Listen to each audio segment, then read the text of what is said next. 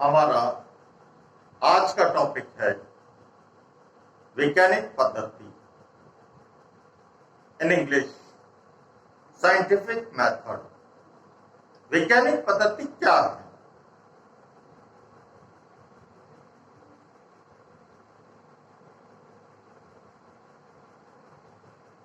वैज्ञानिक पद्धति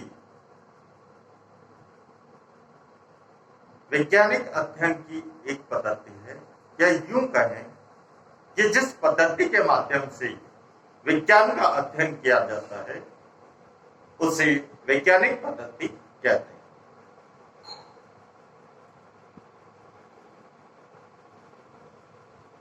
विज्ञान से मेरा तात्पर्य यहां पर सामाजिक विज्ञान से है, और इसी वैज्ञानिक पद्धति का अध्ययन हम समाजशास्त्र के अंतर्गत करते हैं। अलग अलग विचारकों ने वैज्ञानिक पद्धति को अलग अलग ढंग से समझाया है। यहां हम पीवी यंग तथा लुनबर्ग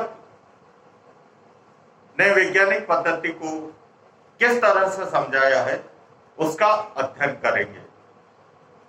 सबसे पहले लेते हैं पीवी यंग। पीवी यंग ने वैज्ञानिक पद्धति के 4 चरण बताए।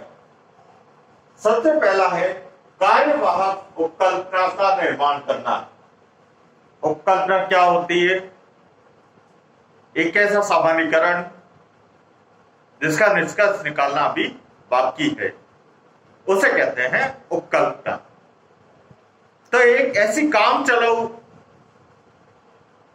अवधारणा का निर्माण करना जिसके आधार पर हम अनुसंधान कर सके। तो वैज्ञानिक पद्धति में सबसे पहले कार्यवाहक उपकल्पना का निर्माण किया जाता है।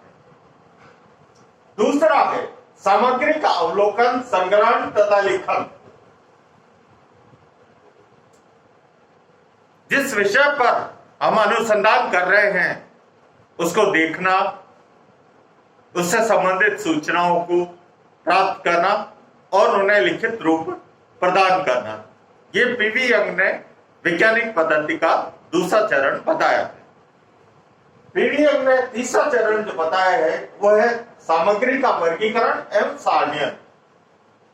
जो सामग्री या जो तथ्य हमारे पास प्राप्त हुए हैं उनको अपनी विशेषताओं के आधार पर अलग अलग भागों में विभाजित करना और उन्हें क्रमानुसार जमाना। चौथा पॉइंट है वैज्ञानिक सामान्यीकरण और सिद्धांत का निर्माण करना। तो अलग अलग विशेषताओं के आधार पर हमने तथ्यों को अलग अलग भागों में वर्गीकृत किया और उनको सारणीकरण किया। उसके बाद में उन तथ्यों के आधार पर क्या निष्कर्ष निकलता है, उस निष्कर्ष को प्राप्त करना। जो सारे तथ्य कह रहे हैं उसमें जो सामान्य बात है उसी सामान्य बात को लिखना, बताना या स्थापित करना सामान्यीकरण कहलाता है। और यही सामान्यीकरण जो है आगे चलकर सिद्धांत का रूप ले लेता है। लुनबर्ग ने वैज्ञानिक पद्धति के 4 चरण बताए। सबसे पहला कार्यवाहक उपकल्पना, एकांक चलाऊ उपकल्पना का निर्माण करना।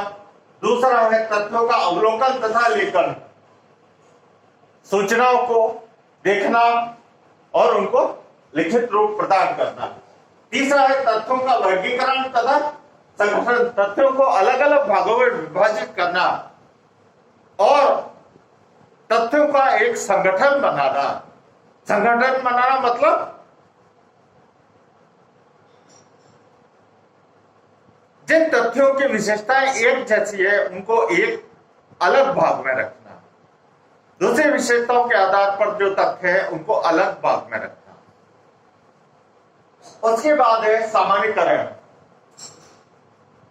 तो अलग अलग भागों में विभाजित कर दिया उनको, उनका संगठन बना लिया और संगठन के आधार पर जो सामान्य बात हमारे सामने आई उसको लिखित रूप प्रदान कर दिया, वही सामान्यकरण।